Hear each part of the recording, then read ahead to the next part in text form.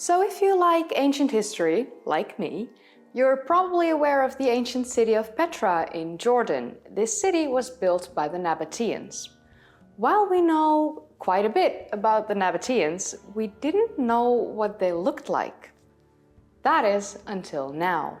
My name is Kaylee, but before I go into the face reveal of a Nabatean woman who lived around 2000 years ago, I would like to take the time to thank today's sponsor, Angry Birds. I recently started playing Angry Birds Friends again, and I've honestly been just as hooked to the game as I was when it first came out over 10 years ago. Angry Birds Friends is just like the original game, where you simply slingshot the birds to break structures and pop pigs to clear the levels. Whenever I start a level, it's really hard to quit until you've cleared it, and after that you just want to go to the next one. But Angry Birds Friends has a twist in the game. The levels are bundled in tournaments with all sorts of fun themes. These new tournaments are added 3 times a week, so you never run out of new levels to play. Another fun thing is that you have to compete against other players in your league, which for me as a competitive person means that to make it to the top rankings, I want to try and get 3 stars in each level that I play. Angry Birds Friends has also partnered up with Amazon Prime Gaming, so you can claim Amazon Prime rewards in the game. The game is free to download on Android and iOS devices, and you can play on PC by downloading it in the Windows Store or play it in Facebook Games. If you want to support my channel, you can download the game through the link in the description down below, so why not give it a go? And now it's time for the face reveal of a Nabatean woman who lived 2000 years ago, revealed by historians and archaeologists in Saudi Arabia just a few days ago.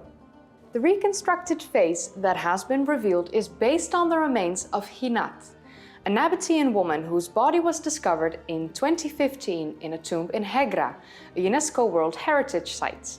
She wasn't the only body that was discovered in this tomb. The remains of at least 69 other individuals were found as well. 69! It's everyone's favorite number, especially when you're a kid at heart like me. Although all the other 69 bodies weren't as well preserved as the remains of Hinat.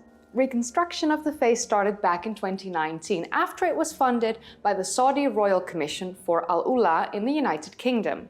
A diverse team was assembled, including archaeologists, anthropologists, forensic experts, and a 3D sculptor. So the team of experts rebuilt bone fragments that were found in the tomb to try and reconstruct an image of Hinat's appearance. They used anthropological and archaeological data to do this. The reconstruction was created by merging the scientific data with artistic flair, as a sculptor used a 3D printer to bring her face to life. And that is the face that you can see here. So the team created a character profile for Hinat, whose body, as I mentioned earlier, was better preserved than most in the tomb in Hegra, which is why she was chosen for the face reconstruction. So the face of Hinat can be seen at the Hegra Welcome Center in Al-Ula from Monday, February 13th. The ancient city of Hegra, a UNESCO World Heritage site, has been opened to tourists since 2020. You can now visit the once thriving hub for international trade that was once home to the Nabateans. The Nabateans are, like I said at the start of this video, most well known for the creation of the monumental city of Petra in Jordan, of which the treasury, as you can see on screen, is most famous. But this is not the only thing found in the city of Petra. That's just one monumental feat that they created. They created many in the city of Petra. But this ancient Arab civilization spanned into modern-day Saudi Arabia and Syria as well. It was quite a big civilization, actually. So after all this time, the Nabateans are still somewhat of a mystery. We know quite a bit about this civilization from the historical writings of other civilizations that came in contact with them. But the Nabateans themselves didn't leave any significant historical texts, although the alphabet that they used eventually evolved into modern-day Arabic. So besides the writing about them from other civilizations, we know most of our information about the Nabateans from the inscriptions that they left behind in their tombs and on rocks throughout the Middle East. And of course, from archaeological discoveries, because usually that's how we uncover a lot of information. We find things, we research them, we discover something new. So we know the Nabateans were an ancient Arabic people. They emerged from the southern Arabian Peninsula, who gradually migrated northwest, and they were skilled traders and merchants. So they traded in frankincense, spices, and other luxury goods like textiles. They controlled key trade routes and created a number of cities along these routes, including the most famous Petra in modern-day Jordan, which I hope to one day be able to see for myself, because wow! It's incredible.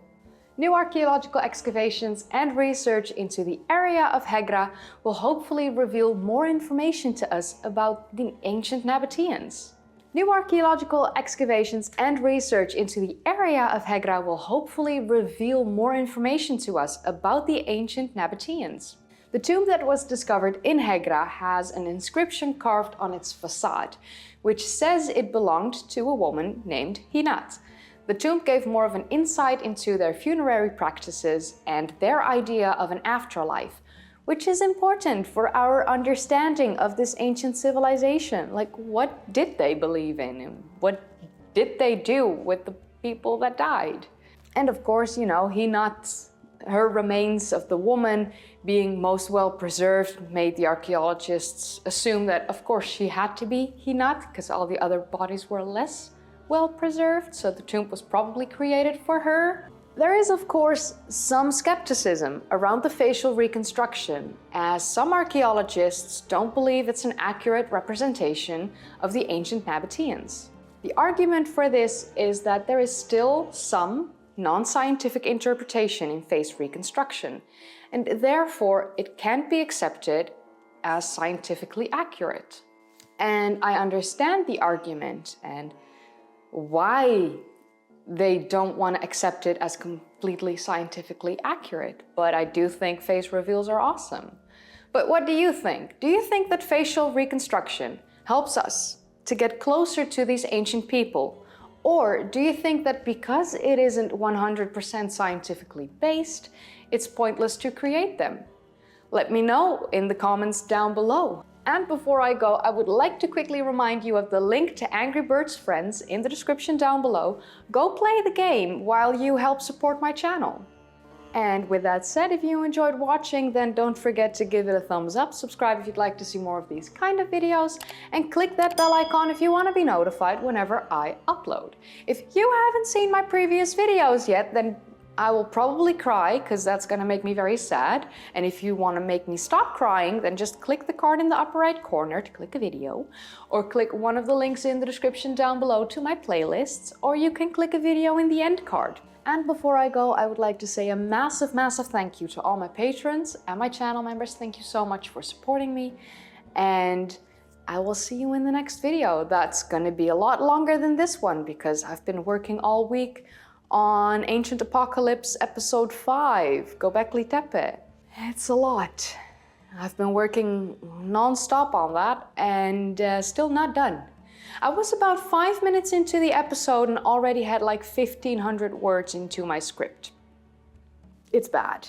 It's gonna be a long video, probably around 30 minutes, maybe longer. So yeah, stay tuned for that next week. Bye!